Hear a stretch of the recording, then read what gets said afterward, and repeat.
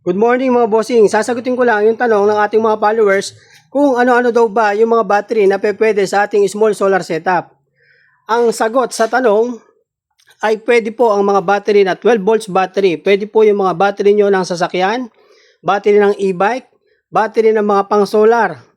Lahat po ng 12 volts battery ay pwede po dito. Ngayon po, ito pong ide-demo ko sa inyo yung ating lumang battery na sasakyan na kayang-kayang paganahin din yung mga electric fan, ilaw at iba pa.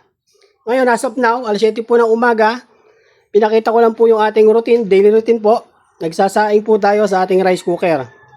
Ngayon, balikan na natin.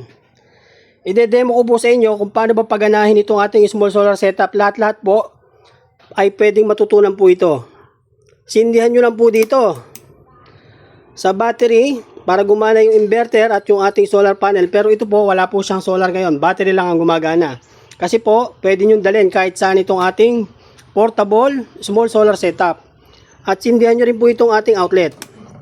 Ngayon po, nung sinindihan natin yung outlet, ayan, gumana na po dahil nakasaksak na yung ating electric fan. Kung napanood nyo po yung video ko kagabi, kahit 5 electric fan, 7 mo pa, 8 mo pa, pwede po dito.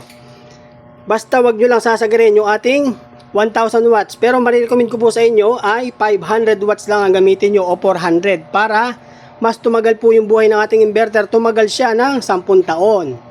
Yun po, dapat iniingatan din natin yung ating gamit. Pero yung 400 to 500 watts ay sulit na po yun sa ating portable small solar setup. And yun lang mga bossing, sana nasagot ko yung tanong mo. At kung meron pa kayong mga tanong, itanong nyo lang. Paki-like and share po yung video at magandang umaga po sa lahat at maraming salamat po.